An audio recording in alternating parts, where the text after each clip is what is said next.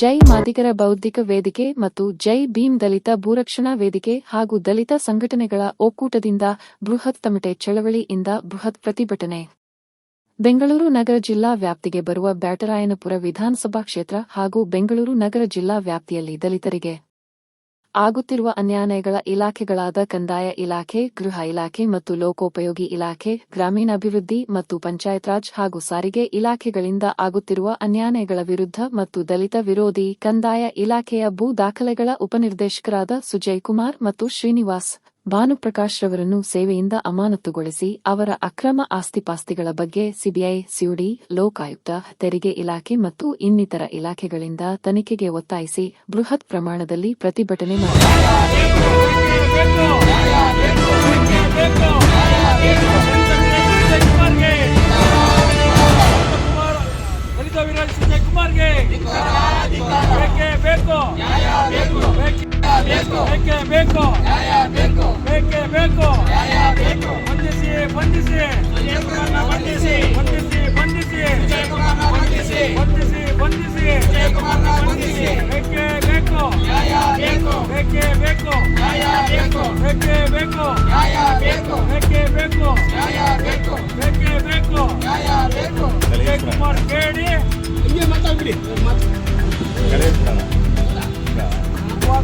ಸಾಧ್ಯ ಆಗ್ತಾ ಇದೆ. ಮತ್ತೆ ಹೋರಾಟಗಾರ ರಕ್ಷಣೆ ಇಲ್ಲ ಅಂತಂದ್ರೆ ಬಡವರ ಪಾಡೇನಾಗ್ಬೇಕು ನೋಡಿ. ಈಗ ಪೊಲೀಸರು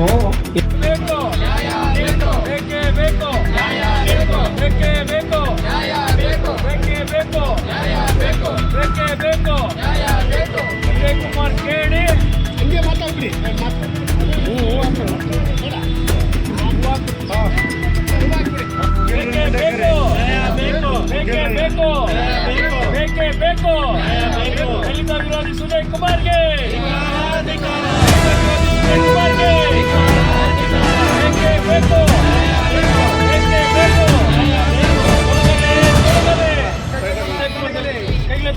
ಜೈ ಭೀಮ್ ಅಖಿಲ ಭಾರತ ದಲಿತ ಸಂಸ್ಕೃತಿ ಹಾಗೂ ದಲಿತ ಸಂಘಟನೆಗಳ ಒಕ್ಕೂಟದಿಂದ ಇವತ್ತು ಬೃಹತ್ ತಮಟೆ ಚಳವಳಿ ನಂಬ್ಕೊಂಡಿದ್ವಿ. ಕಾರಣವೇನೆಂದ್ರೆ ಭೂ ದಾಖಲೆಗಳ ಉಪ ನಿರ್ದೇಶಕರಾದಂತ ಸುಜಯ್ ಕುಮಾರ್ ಅವರು ಜಾತಿ ಧೋರಣೆಗಳನ್ನು ಅನುಸರಿಸ್ತಾ ಇದ್ದಾರೆ. ಸುಮಾರು ಒಂದು 4,000 ಫೈಲ್ಗಳನ್ನ ಅವರ ಜೊತೆಲಿ ಇಟ್ಕೊಂಡು ಯಾವುದೇ ಪೋಡಿಗಳು ಮಾಡಿದಿರಾ ವಿಲೇವಾರಿ ಇಟ್ಕೊಂಡಿದ್ದಾರೆ.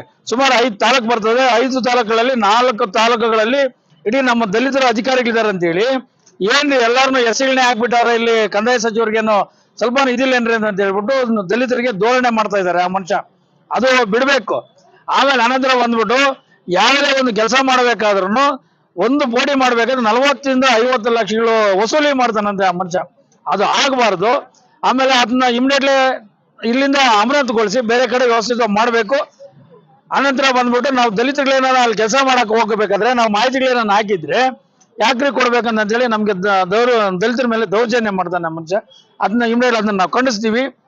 ಅದೇ ರೀತಿಯಲ್ಲಿ ಇನ್ನೂ ಹಲವಾರು ಸಮಸ್ಯೆಗಳಿದೆ. ಅದು ವಿಚಾರದಲ್ಲಿ ಇನ್ನೂ ನಮ್ಮ ಸಂಘಟನೆ ಕಾರ್ಯಕರ್ತರು ಎಲ್ಲ ಬರ್ತಾರೆ. ಬಂದಾದ್ಮೇಲೆ ನಾನು ಬಹಿರಂಗವಾಗಿ ಚರ್ಚೆ ಮಾಡ್ತಾ ಇದ್ದೀನಿ.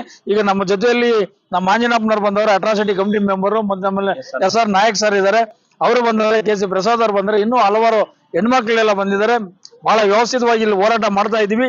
ಈಗೇನು ಅರ್ಜೆಂಟ್ ಆಗಿರೋದ್ರಿಂದ ಮಾಧ್ಯಮದವ್ರಿಗೆ ಒಂದು ಭೇಟಿ ಕೊಡಕ್ಕೆ ನಾನು ವ್ಯವಸ್ಥಿತವಾಗಿ ಇದು ಮಾಡ್ತಾ ಇದ್ದೀನಿ. ಈ ನಮ್ಮ ವಿಚಾರದಲ್ಲಿ ಬಹಳ ನಮಗೆ ದಲಿತರಿಗೆ ಅನಾನುಕೂಲ ಆಗ್ತಾ ಇದೆ. ಎಲ್ಲ ರೀತಿಯಲ್ಲಿ ವ್ಯವಸ್ಥಿತ ಆಗಬೇಕು. ಅದೇ ರೀತಿಯಲ್ಲಿ ಕಂದಾಯ ಇಲಾಖೆ, ಪೊಲೀಸ್ ಇಲಾಖೆ, ಆನಂತರ ನಮ್ಮ ಲೋಕೋಪಯೋಗಿ ಇಲಾಖೆ, ಆಮೇಲೆ ಪಂಚಾಯತ್ ರಾಜ್ ಇಲಾಖೆ, ಇನ್ನೂ ಹಲವಾರು ಸಾರಿಗೆ ಇಲಾಖೆಯಿಂದ ಬಹಳ ಅನಾನುಕೂಲ ಆಗ್ತಾ ಇದೆ ನಮ್ಗೆ. ಈ ಇಲಾಖೆಗಳಲ್ಲಿ ನಾವು ಹೋರಾಟ ಮಾಡ್ತಾ ಇದೀವಿ. ಸರ್ಕಾರ ಇದು ಏನ್ ಸರ್ಕಾರ ಇದೆ ಅಂತ ಗೊತ್ತಿಲ್ಲ, ಬಿದ್ದೋಗಿದೆ ಅಂತ ಗೊತ್ತಿಲ್ಲ. ಈಗಂತೂ ಈ ಭ್ರಷ್ಟಾಚಾರ ಮುಳುಗ್ತಾ ಇದೆ. ಈಗ ಪೊಲೀಸ್ ಅಧಿಕಾರಿಗಳೇ ನೋಡ್ಬೇಕು, ಗೃಹ ಇಲಾಖೆಯಲ್ಲಿ ಪೊಲೀಸರು ಹೇಳ್ಕೊಟ್ಬಿಟ್ಟು ರೋಲ್ ಕಾಲ್ ಮಾಡಿಸೋದು, ಗಲಾಟೆಗಳು ಮಾಡಿಸೋದು, ಆಮೇಲೆ ಅವರೇ ಕಳ್ತನಗಳು ಮಾಡಿಸೋದು, ಅದೇ ಮಾಡ್ತಾ ಇದ್ದಾರೆ. ನಮ್ಗೆ ಪೊಲೀಸ್ ಇಲಾಖೆ ಇದೆಯಾ ಸತ್ವಾಗಿದೆ ಅಂತ ನಮ್ಗಂತ ಅರ್ಥ ಆಗಿದೆಲ್ಲ. ಈ ಒಂದು ವಿಚಾರದಲ್ಲಿ ಬಾಗಲೂರು ಪೊಲೀಸ್ ಸ್ಟೇಷನ್ ಲಿಮಿಟ್ಸ್ ತಗೊಂಡ್ರೆ ಇಡೀ ದಲಿತರ ಮೇಲೆ ದೌರ್ಜನ್ಯ ಮಾಡೋದು. ಆಮೇಲೆ ನವೆಂಬರ್ 26ನೇ ತಾರೀಕು ನಾವು ಸಂವಿಧಾನ ದಿನಾಚರಣೆ ಮಾಡ್ಬೇಕಾದ್ರೆ ಅದನ್ನ ಖಂಡಿಸೋರೆ. ದಲಿತರಿಗೆ ಬಹಿಷ್ಕಾರ ಹಾಕಿದ್ದಾರೆ.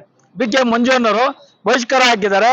ಅದನ್ನ ನಾವು ಈ ಬರೋ ತಿಂಗಳು ನಾವು 26ನೇ ತಾರೀಕು ನಾವು ಇದೇ ತಿಂಗಳು 26ನೇ ತಾರೀಕು ಒಳ್ಳೆ ಹೋರಾಟ ಮಾಡ್ತೀವಿ. ನಮ್ಮ ಯಾವುದೇ ವಿಚಾರದಲ್ಲಿ ಸಂವಿಧಾನ ದಿನಾಚರಣೆಯನ್ನ ನಿಲ್ಸೋದಿಲ್ಲ ನಾವು. ಯಾಕಂದ್ರೆ ನಾವು ನಮ್ಮ ಎಲ್ಲಾ ವಿಚಾರದಲ್ಲಿ ಎಲ್ಲರಿಗೂ ಹೇಳಿ ಮುಂದಿನ ದಿನಗಳಲ್ಲಿ ಮಾಡೋಣ ಅಂತ ಹೇಳಿ ಒಂದು ಸಭೆ ಮಾಡಿ ತೀರ್ಮಾನ ತಗೊಂಡು ಮುಂದಿನ ದಿನಗಳಲ್ಲಿ ಮಾಡ್ತೀವಿ ಅಂತ ನನ್ನ ಮಾತಿಗೆ ಹೇಳ್ತಾ ಇದ್ದೀನಿ. ಜೈ ಭೀಮ್, ಜೈ ಭಾರತ್, ಜೈ ಅಂಬೇಡ್ಕರ್. ಸಿಕ್ಕಾಪಟ್ಟೆ ಇದೆ. ಮೊನ್ನೆ ಚಿನ್ನಿಯನ್ನ ಹಿಡ್ಕೊಂಡು ಹೊಡೆದು ಬಿಸಾಕವ್ರೆ. ಅಟ್ರಾಸಿಟಿ ಕೇಸ್ ಆಗಿದೆ ವೈಟ್ ಫೀಲ್ಡ್ ಅಲ್ಲಿ. ಇದುವರೆಗೂ ಅವ್ರು ಬಂದಿಲ್ಲ. ಆಮೇಲೆ ಅವ್ರ ವಿರುದ್ಧವಾಗಿ ಇನ್ನೊಂದು ಕಂಪ್ಲೇಂಟ್ ಕೊಟ್ಬಿಟ್ಟು ಅವ್ರ ಮೇಲೆ FIR ಮಾಡಿದ್ರೆ ಅದು ಖಂಡನೆ ಆಗುತ್ತೆ.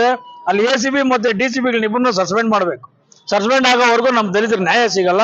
ಆ ಒಂದು ವಿಚಾರದಲ್ಲಿ ನಮ್ಮ SR ನಾಯಕ್ ಅವರು ಮಾತಾಡ್ತಾರೆ. ಆ ವಿಚಾರದಲ್ಲಿ ನಮ್ಮೇನು ನಮ್ಮ ಮುನ್ರಾಜಣ್ಣವರ ನೇತೃತ್ವದಲ್ಲಿ JB ವಕೀಲ ಕನ್ನಡ ಇಲಾಖೆ ವೇದಿಕೆ ಮತ್ತೆ ಎಲ್ಲ ಸಂಘಟನೆಗಳ ಒಕ್ಕೂಟ ಇವತ್ತು ಒಂದು ನಿರ್ಧಾರ ಮಾಡ್ತಾ ಇದೀವಿ. ಈ 420 ಸಂಜಯ್ ಕುಮಾರ್ ಭೂ ದಾಖಲೆ ಸಹಾಯಕ ನಿರ್ದೇಶಕನ ಇವನ್ ಆಸ್ತಿ ಪಾಸ್ತಿ ಮೊದಲು ತನಿಖೆ ಆಗ್ಬೇಕು. ಇವನಿಗೆ ರಾಜಕೀಯ ಹಿನ್ನೆಲೆ ಏನಂತ ಮೊದಲು ಗೊತ್ತಾಗ್ಬೇಕು.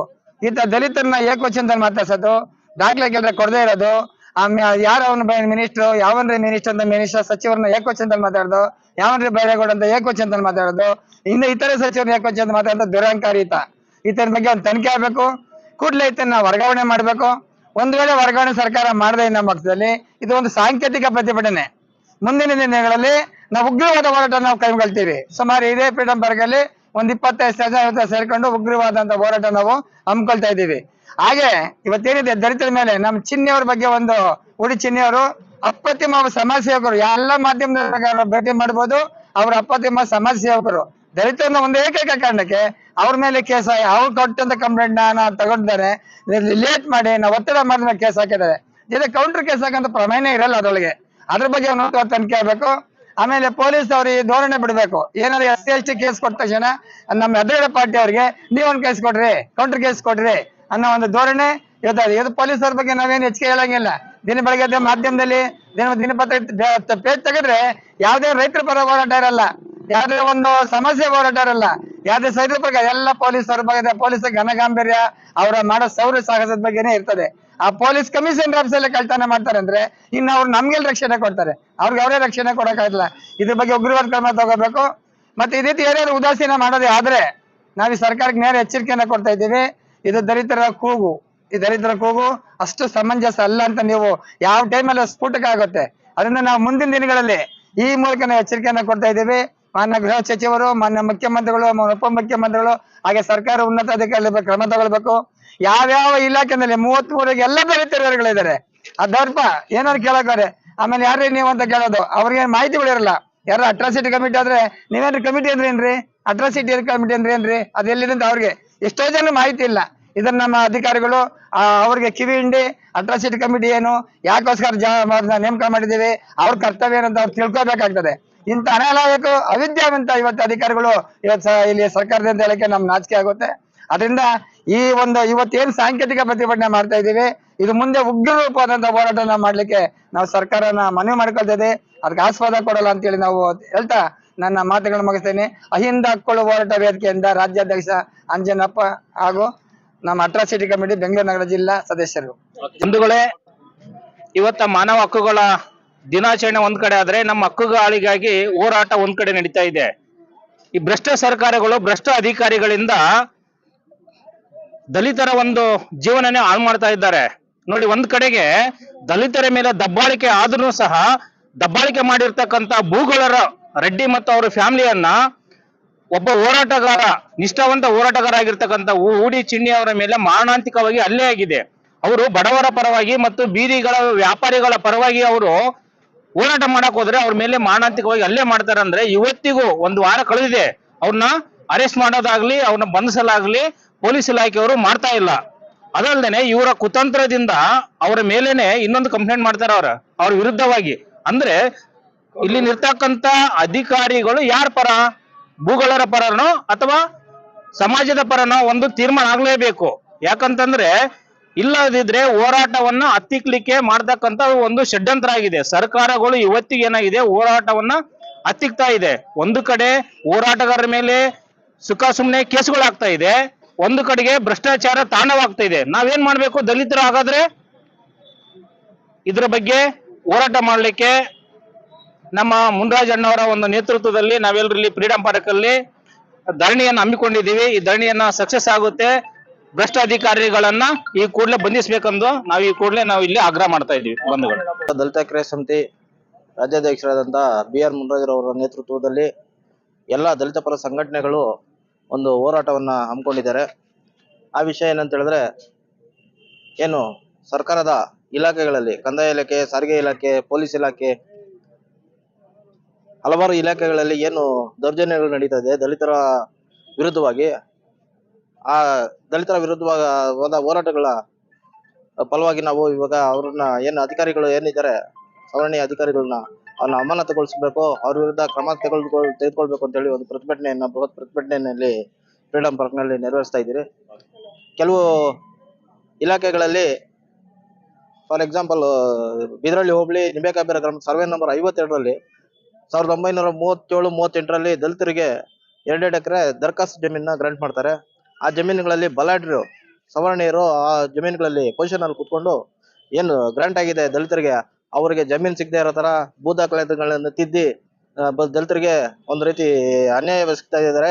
ಏನು ಸರ್ಕಾರದವರು ಅವ್ರ ಜೊತೆ ಕೈ ಜೋಡಿಸಿದ್ದಾರೆ ಅನ್ನೋ ಗೊತ್ತಿಲ್ಲ. ಅದೇ ರೀತಿ ಮೊನ್ನೆ ಒಂದು ಮಾದೇಪುರ ವಿಧಾನಸಭಾ ಕ್ಷೇತ್ರದ ಒಂದು ವೈಟ್ಫೀಲ್ಡ್ ಪೊಲೀಸ್ ಸ್ಟೇಷನ್ ಅಲ್ಲಿ ಗೂಡಿ ರಾಮಚಂದ್ರನ್ ಅವ್ರ ಮೇಲೆ ದೌರ್ಜನ್ಯ ಆಗಿದೆ.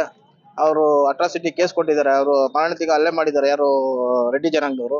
ಅವ್ರ ವಿರುದ್ಧ FIR ಆಗಿದ್ರು ಸಹ ಅವ್ರನ್ನ ಇದುವರೆಗೂ ಬಂಧಿಸಿಲ್ಲ. ನಾವು ವಿಧಾನಸೌಧದ ಮುಂದೆ ಮೊನ್ನೆ ನಮ್ಮ ಮುನ್ರಾಜ್ ಅವರ ನೇತೃತ್ವದಲ್ಲಿ CMಗೂ ಸಹ ಮನವಿಯನ್ನು ಕೊಟ್ಟಿದ್ದೀರಿ. ನಮ್ಮ 26ನೇ ತಾರೀಕು ಏನು 10ನೇ ತಾರೀಕು 6ನೇ ತಾರೀಕು ಪರಿನಿಬ್ಬಾಣ ದಿನ ಇತ್ತು ಅಂಬೇಡ್ಕರ್ದು. ಆ ದಿನದಂದೇ ಅಲ್ಲಿ ಮನವಿ ಕೊಟ್ರಿ. ಯಾರಿಗೆ? CM ಅವ್ರಿಗೆ ಈ ತರ ಈ ದೌರ್ಜನ್ಯ ಆಗಿದೆ, ನೀವು ಅವ್ರನ್ನ ಕೂಡಲೇ ಬಂಧಿಸೋದಕ್ಕೆ ಪೊಲೀಸ್ ಇಲಾಖೆಗೆ ನೀವು ಮಾರ್ಗದರ್ಶನ ಕೊಡಬೇಕು ಅಂತ ಹೇಳಿ. ಆದ್ರೂ ಸಹ ಇದುವರೆಗೂನು ಅವ್ರನ್ನ ಬಂಧಿಸಿಲ್ಲ. ಅವ್ರಿಗೆ ಧಮಕಿಗಳು ಹಾಕೋದು, ಅವ್ರಿಗೆ ಬೇರೆ ಕಡೆಯಿಂದ ಫೋನ್ಗಳು ಮಾಡಿಸೋದು, ಕೇಸ್ ವಾಪಸ್ ತಗೋ ಅಂತ ಹೇಳೋದು, ಈ ರೀತಿ ಎಲ್ಲ ಕೆಲಸಗಳು ಮಾಡ್ತಾ ಇದ್ದಾರೆ. ಅದೇ ರೀತಿ ಎಲ್ಲಾ ಇಲಾಖೆಗಳಲ್ಲಿ ಏನ್ ದೌರ್ಜನ್ಯಗಳು ನಡೀತಾ ಇದೆ ಆ ದೌರ್ಜನ್ಯಗಳನ್ನ ಖಂಡಿಸ್ಬೇಕು. ಏನು ಮೇಲಾಧಿಕಾರಿಗಳು ಏನು ಅನ್ಯಾಯಗಳನ್ನ ಎಸಗ್ತಾ ಇದ್ದಾರೆ, ಸರ್ಕಾರ ಅದನ್ನ ಗಮನದಲ್ಲಿಟ್ಕೊಂಡು ಅವ್ರಿಗೆ ಸೂಕ್ತವಾದ ನಿರ್ದೇಶನಗಳನ್ನ ಕೊಟ್ಟು ದಲಿತರಿಗೆ ಪರವಾಗಿ ಕೆಲಸ ಮಾಡೋದಕ್ಕೆ ನಿರ್ದೇಶನ ಕೊಡಬೇಕು ಅಂತ ಹೇಳಿ ಈ ಮೂಲಕ ಕೇಳ್ಕೊಳ್ತಾ ಇದ್ದೀನಿ. ನನ್ನ ಹೆಸರು ಪ್ರಸಾದ್ ಅಂತ ಹೇಳಿ, JB ಮಕ್ಕಳ ಭಾರತ ದಲಿತ ಕ್ರಿಯಾ ಸಮಿತಿ ರಾಜ್ಯ ಘಟಕದ ಕಾನೂನು ಘಟಕದ ಪ್ರಧಾನ ಕಾರ್ಯದರ್ಶಿ ಆಗಿದ್ದೀನಿ.